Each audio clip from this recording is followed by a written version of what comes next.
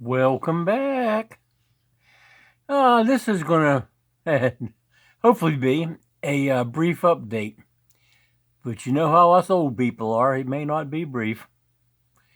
I won't pick out baby pictures of the children, but let's see here.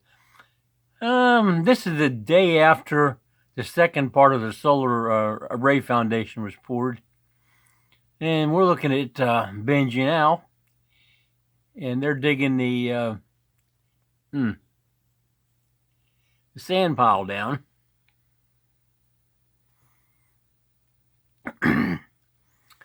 And they got quite a few bags filled already. This over here is, where's my pointer? Up above him here. This is a dirty kitchen. No roof. We poured the floor before we left almost 2 years ago now. But they can put the buildings on it once there's a floor. Once it's in the right place and the floor is big enough and reinforced and all that, they can set up these slip forms without any help from anybody. So that was 3 pours. The shape of the building, 4 feet high.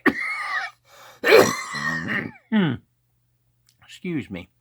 And 3.5, and then in this case about 2.5. In the background for scale, this is the main part of the cottage back here.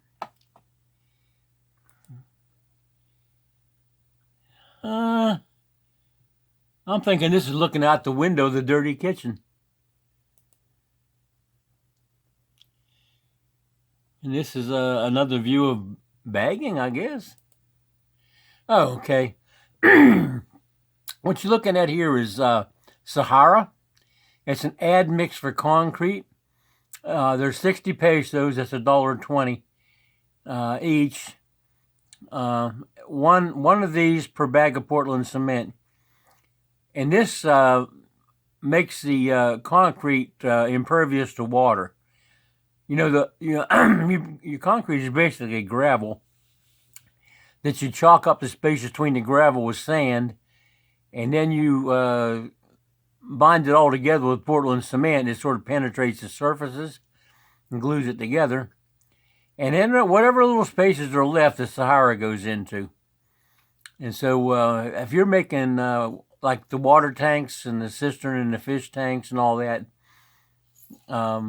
we put Sahara in the all the walls.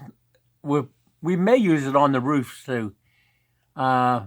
We didn't do the floors because they're poured on top of plastic. I probably should have used it, but I didn't think of it at the time. If I was doing it again today, like we did the fish tanks, and the shrimp tank, they have Sahara in the floor of those. Okay. This is the southwest corner. And we're pouring this in between 300 and 400 square foot blocks. Just because we can, and that way we don't have to cut control joints in it, and we're separating the blocks away from there's foundation piers under the ground here for these columns, and we didn't want to have a crack run across that block in the ground, and this we want the floor rebar to tie all of it together. The stuff that's under the ground and then the floor. So we decided to do it in 6 blocks. Also, we would have to have 2 more people if we poured 2 or 3 blocks a day. They're capable of pouring 3 blocks in one day with about 11 guys. We've done that much. And that was up on the roof on 30 feet off the ground. And I think they're just about done pouring this. At least getting it out of the mixer. This old piece of form is sitting on the ground over here. We don't use a dump box, or very rarely. We just have to tilt the mixer almost where it's ready to run out, hold a bucket in front of it and then just tilt it until we fill the buckets. Our buckets are bigger too. They're half of a 20-gallon drum. They don't seem to have any trouble handling them. It's twice the weight that you see in other videos, but we don't pick it up and we don't carry it long distances, so they don't have any trouble at all with it. I mean, if they wanted less, they could just fill the bucket not as much, but they're happy with the way it is. Okay, so this is a little while later. They've troweled it. This is probably the next morning because you're seeing these starting to get these dry areas in it. Or maybe this is the same day because there's still water rise over here. Okay. I have no way to fathom how people are selecting which one to pour next. My intent was pour 1, 2 in the middle, and 3 in this corner, and that would be where all the columns for the solar array, for this that holds it all up, and then come back and do the power room, the little shop area, and the fish feed storage. However, what we did, we poured the first one as we agreed, but rather than pour this one in the middle, they poured a corner. And then rather than coming back and starting here and adding one, poured another corner. I don't know why. It's probably got something to do with my wife, who's the, I guess, general contractor. We're going to call her general contractor, and you can call me architect.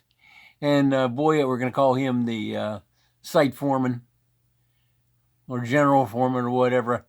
Give everybody a title, I'm sure there's titles for the people who dig the hole, but we don't know exactly who that is right now.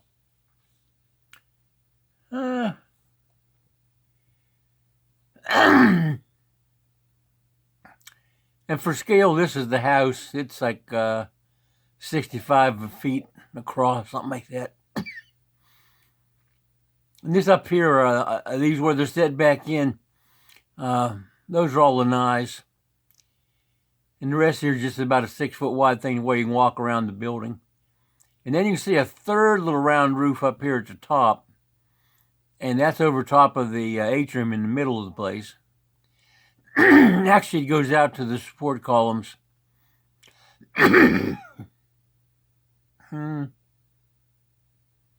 Still no skim coat right here. All right. I still intend to ask about that. So this was a couple 2 days ago. And they're back bagging again. Don't seem to mind bagging, You're carrying it down from the other side of the house to here. That's not real popular. But as far as filling the bags up, everybody seems to like to do that. Don't have to think. You just put the bag in a ring and shovel rock into it. And sand and whatever. Okay. What you see down here is a perimeter form. This would be about 11 inches deep, because this is a footer for the exterior wall. So this goes down in the ground and it's been backfilled. Not that we need a finished surface out here. We're not going to render anything out here. But if you have a lot of wavy imperfections and overlaps in the perimeter form here, it's got to be causing stress concentrations from being so irregular.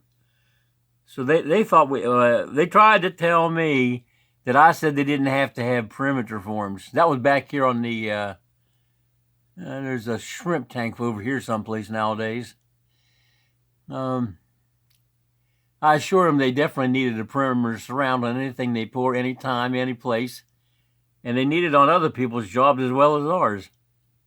Oh, Down here, down close to the ground here, can you make out there's a string running across there? That's the grade string. Here's another one running at a diagonal over here. Here's another one going straight across on the side over here. So there's, and then the perimeter form, there's one, they'll be just on the back side of this board. And that's how they establish the level of the concrete. If we get a picture of this in the rain sometime, or just after rain, I'll show you how level they actually get it. We could put thin set down on this and just stick tile to it. We don't have to put a 2-inch mortar bed because the concrete is accurate. The only way they know how to do it is the way that we showed them. So I think they watch videos of construction.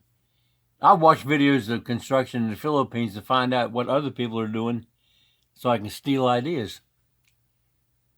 Anyway, I got no clue which one they'll pour next. We ought to have a lottery. I'm almost betting they'll pour another corner. We've done 3 corners. So it makes sense to me that they would pour another corner. Plus, when they poured this corner, the next one they poured was the corner right next to it. So I'm thinking, if I had to guess, they're going to pour this. Now, we haven't used Sahara in this open space here. I just don't think I need it. I do want to put it in the, this is the electric room where all the inverters and batteries and toroidal transformers, combiner box. There's a combiner box in here, another combiner box out here. The combiner box gives you lightning separation and a circuit breaker to turn an array off with. There's 7 sections to this array. 8 panels panels apiece. That's 56 total panels, and that fills this area pretty close to full. Can't put any more in it. There's not room for another panel anyplace. If we put any more, it's going to have to be someplace different. And I'm thinking I'm going to put them on a little concrete pavilion. We're going to eventually get around to doing a shallow well. The cistern, which is on the other side of the pile of dirt here, holds 37,800 gallons of water, and that's rainwater off the roof. And during the beginning of the dry season, we managed to get about 9 feet of water in that cistern, and we've not connected the gutter up here to the cistern. I'm not sure how the water got in there. The edges of it are pretty much higher than the rest of the property. The cistern sticks up 18 inches. And I can't imagine it came through the sides of the cistern. It's 7 inches thick of concrete. But in any event, there was a bunch of water in it. And see, we hadn't put the any kind of paint or anything on the inside because we thought it would be dry.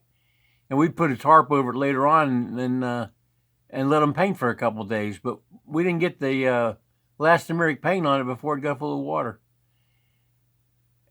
I think they pumped it out into the tilapia tank.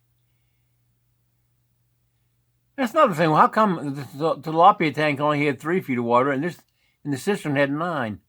Anyway, to get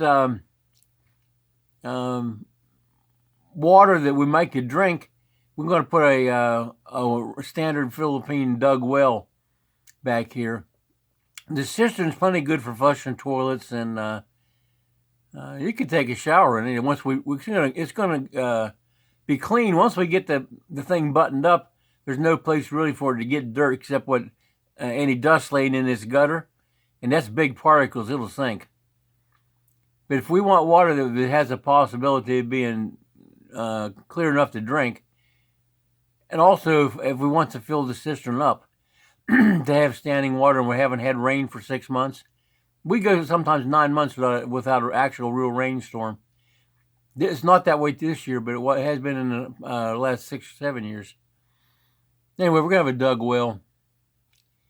And I'm going to put the solar panels on the roof cover for the dug well with a what do you call it?